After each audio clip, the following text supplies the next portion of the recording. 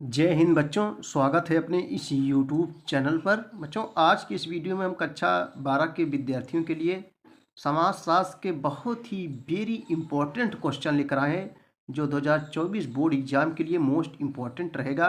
और दोस्तों, ये जो है कई वर्षों से जो है परीक्षाओं में पूछे जा रहे हैं। तो चलिए देखते हैं। ये लघुत्तरीय प्रश्न है जो 3 या 4 वर्षों से लगातार परीक्षाओं में पूछा जा रहा है। क्वेश्चन है कि समाजशास्त्र का अन्य सामाजिक विज्ञानों से संबंध बताइए। समाजशास्त्र का अन्य सामाजिक विज्ञानों से संबंध है बताइए। लघुत्तरीय क्वेश्चन है। चलिए दोस्तों, हम लोग देखते हैं, उत्तर देखेंगे। देखो, समाजशास्त्र का अन्य सामाजिक विज्ञानों से संबंध इस प्रकार है। पहला देखेंगे। पहला है, समाजशास्त्र एक ऐसा विषय है दोस्तों जिसमें कोई भी शून्य से प्रारंभ नहीं होता, क्योंकि हर किसी को समाज के बारे में जानकारी होती है, क्योंकि अन्य विषय विद्यालयों, घरों तथा अन्य जगहों पर पढ़ाए जाते हैं। अगला क्वेश्चन देखेंगे, नंबर 2। चूँकि जीवन के बढ़ते हुए क्रम में यह एक अभिन्न हिस्सा होता है, इसलिए समाज के बारे में किसी को जानकारी स्वतः स्फूर्त स्फूर्त मतलब जो है तेजी से स्फूर्त तथा स्वाभाविक रूप से प्राप्त हो जाती है। दूसरे विषयों के संबंध में छात्रों से इस प्रकार के पूर्व ज्ञान की अपेक्षा नहीं होती। नंबर 3 है, हम उस समाज के विषय में बहुत कुछ जानते हैं जिसमें हम रहते हैं तथा जो है अंतर क्रिया करते हैं। जहाँ तक दूसरे विषयों का संबंध है, इसमें छात्रों की पूर्व जानकारी नगण्य यानी जो है ना के बराबर होती है, नगण्य होती है। नंबर 4, यद्यपि इस प्रकार की पूर्व जानकारी अथवा समाज के साथ जो है प्रागढ़ता में होता है दोस्तों गंभीरता से। समाज साथ गंभीरता का समाजशास्त्र में लाभ तथा हानि दोनों ही है। पूर्ण जानकारी के अभाव में दूसरे विषयों के संबंध में लाभ अथवा हानि का जो है प्रश्न नहीं उठता। चलिए दोस्तों, अगला क्वेश्चन हम लोग देखेंगे। मोस्ट इंपॉर्टेंट से लघुत्तरीय प्रश्न ये भी है। भारत में जनसंख्या वृद्धि के प्रभावों का जो है मूल्यांकन कीजिए। अगला क्वेश्चन है कि भारत में जनसंख्या वृद्धि का प्रभावों का मूल्यांकन कीजिए। ये बहुत इंपॉर्टेंट क्वेश्चन हर वर्ष परीक्षाओं में पूछा जाता है दोस्तों। भारत में जनसंख्या वृद्धि के प्रभावों का मूल्यांकन कीजिए। हम लोग जानते हैं बच्चे कि जो है भारत में जनसंख्या सबसे ज़्यादा, इसमें विश्व में सबसे ज़्यादा जनसंख्या वाला देश अपना भारत बन गया है। पहले चीन था, लेकिन चीन को जो है पीछे छोड़कर भारत जनसंख्या के माने में सबसे तेज़ी से जनसंख्या वाला देश बन गया है दोस्तों। इस समय भारत में बहुत ज़्यादा से ज़्यादा जनसंख्या वृद्धि हो रही है। 1 अरब 46 करोड़ के लपेट में जनसंख्या भारत में हो गई है। तो आइए भारत में जनसंख्या वृद्धि के प्रभावों का मूल्यांकन करते हैं। आप लोग अपने मन से लिख सकते हैं, बहुत कठिन नहीं है। देखो, जनसंख्या वृद्धि का सीधा प्रभाव देश के संसाधनों पर पड़ता है।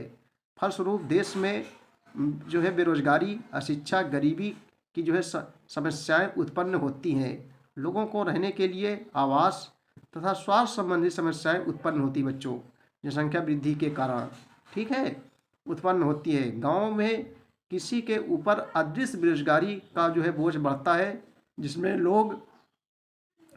लोग शहरों की ओर जो है रोजगार की तलाश में पलायन करते हैं।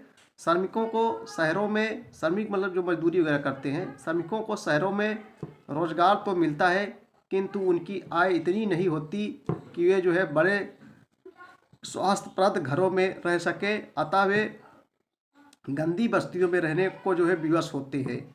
यहाँ छोटे छोटे घरों में कई लोग साथ साथ जो है रहते हैं, लेकिन इन इलाकों में स्वच्छ वायु, प्रकाश एवं स्वस्थ वातावरण का अभाव होता है।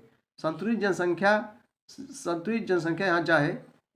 जनसंख्या किसी भी देश के लिए उपयुक्त होती है दोस्तों।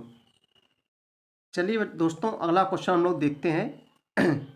देखो बच्चों, यदि आप हमारे सभी वीडियो देखना चाहते हैं तो प्लेलिस्ट के माध्यम से आप हमारे सभी वीडियो देख सकते हैं। कक्षा 12 समाजशास्त्र के नाम से प्लेलिस्ट बनाई गई है, वहाँ और वीडियो डाले गए हैं दोस्तों, आप देख सकते हैं। बच्चों, यह जो है एनसीईआरटी रहेगा और सभी बोर्ड के स्टूडेंट्स के लिए जहाँ भी एनसीईआरटी लगती है वहाँ के लिए इम्पोर्टेंट रहेगा।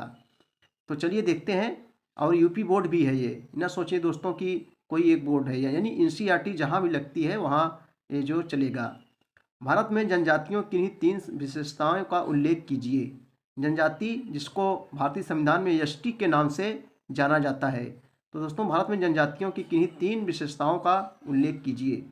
तो चलिए दोस्तों इसका हम लोग उत्तर देखते हैं। उत्तर देखेंगे, भारत में जनजातियों की किन्हीं 3 विशेषताएं निम्नलिखित हैं। नंबर 1, प्रत्येक जनजाति का एक नाम। नंबर 2, सामान्य भूभाग। नंबर 3, शिक्षा का अभाव। ठीक है दोस्तों, ये आप लिख सकते हैं। चलिए अगला क्वेश्चन हम लोग देखेंगे। अगला क्वेश्चन है कि जाति को जो है परिभाषित कीजिए तथा इसकी प्रमुख विशेषताओं का को जो है बताइए। जाति को परिभाषित कीजिए तथा इसकी प्रमुख विशेषताओं को जो है बताइए। तो आइए इसका उत्तर हम लोग देखेंगे। जाति की प्रमुख विशेषताएं जो है निम्न है। जब निम्न आ जाए तो आप लोग जानते हो नंबर 1 करना है। जाति की प्रमुख विशेषताएं निम्नलिखित है। नंबर 1, जन्म के द्वारा निर्धारण। नंबर 1 है दोस्तों, जन्म के द्वारा निर्धारण। जाति कभी भी चुनाव का विषय नहीं होती। जो व्यक्ति जिस जाति में पैदा हुआ है उसे वह छोड़ नहीं सकता और ना ही वह अपनी इच्छा से इसमें शामिल हो सकता है। खा है दोस्तों, विवाह के संबंध में कठोर नियम। अगली हेडिंग डालेंगे हम लोग, विवाह के संबंध में कठोर नियम। इसमें विवाह के संबंध में कठोर नियम शामिल होते हैं। जाति सजाती इकाई होती है और शादी इसी समूह के लोग के बीच जो है हो सकती है।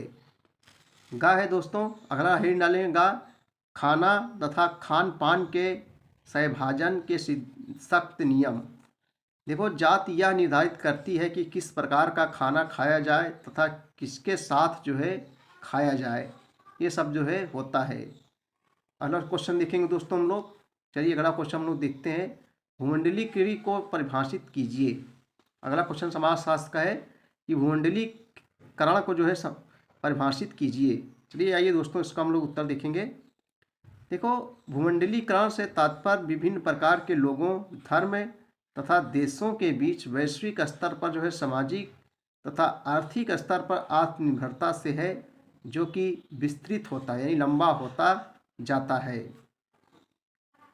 अगला क्वेश्चन बच्चों हम लोग देखेंगे कि अदृश्य हाथ से क्या तात्पर्य है। अगला क्वेश्चन देखेंगे नेक्स्ट क्वेश्चन कि अदृश्य हाथ से क्या तात्पर्य होता है। तो उत्तर देखेंगे। देखो, एडम स्मिथ के अनुसार प्रत्येक व्यक्ति अपने लाभ को बढ़ाने की सोचता है और ऐसा करते हुए वह जो भी करता है स्वतः ही समाज के या जो है सभी के हित में होता है। इस प्रकार ऐसा प्रतीत होता है कि कोई एक अदृश्य बल है जो दिखाई नहीं देता। कोई एक अदृश्य बल है यहाँ कार्य करता है, जो इन व्यक्तियों के लाभ की प्रवृत्ति को समाज के लाभ में बदल देता है। इस अदृश्य शक्ति को जो है एडम स्मिथ ने अदृश्य हाथ का नाम दिया है। चलो अगला क्वेश्चन हम लोग देखेंगे। नेक्स्ट क्वेश्चन है दोस्तों कि सत्य शोधक समाज की स्थापना किसने की और क्यों। ये क्वेश्चन बार बार परीक्षाओं में पूछे जाते हैं कि सत्य शोधक समाज की स्थापना किसने की और क्यों की। चलिए आइए इसका हम लोग उत्तर देखते हैं। देखो दोस्तों, सत्य की खोज के उद्देश्यों को लेकर ज्योतिबा फूले ने सत्य शोधक समाज की स्थापना जो है की थी। इनका पहला प्रयास यह था कि वे सबसे निम्न समझे जाने वाले समूहों, स्त्री तथा अस्पृश्यतों, जिसको छुआछूत बोला जाता है, अस्पृश्यों को ब्राह्मण संस्कृति से जोड़ सके। अस्पृश्य को जो है ब्राह्मण संस्कृति से जोड़ सके। अस्पृश्य दोस्तों जो जिसको छुआछूत कहते हैं, लोग छुआछूत मानते हैं। चलिए अगला क्वेश्चन हम लोग देखेंगे, सामाजिक विषमता से क्या अभिप्राय है। अगला क्वेश्चन कि सामाजिक विषमता से क्या अभिप्राय है। चलिए इसका उत्तर हम लोग देखते हैं। देखो दोस्तों, प्रत्येक समाज में हर व्यक्ति की सामाजिक परिस्थिति एक समान नहीं होती है। समाज में कुछ लोगों के पास तो धन संपत्ति, शिक्षा, स्वास्थ्य, सत्ता और शक्ति जैसे साधनों की अधिकता होती है, तो दूसरी ओर कुछ लोगों के पास इसका नितांत यानी बिल्कुल अभाव रहता है। ठीक है दोस्तों, आप लोग देखते होंगे समाज में कुछ लोगों के पास पैसा होता है, कुछ लोगों के पास पैसा नहीं होता है, तो विषमताएँ पाई जाती हैं। कुछ लोग गरीब होते हैं तो कुछ लोग अमीर होते हैं, तो ये समाज में विषमताएँ पाई जाती हैं। आप ये सब क्वेश्चन दोस्तों अपने मन से भी लिख सकते हैं। दूसरी ओर कुछ लोगों के पास इसका जो है बिल्कुल अभाव रहता है। समानता असमान प्रतिमानों के माध्यम से सामाजिक संसाधनों को हासिल करने की जो है प्रवृत्ति या प्रथा को सामाजिक असमानता कहा जाता है।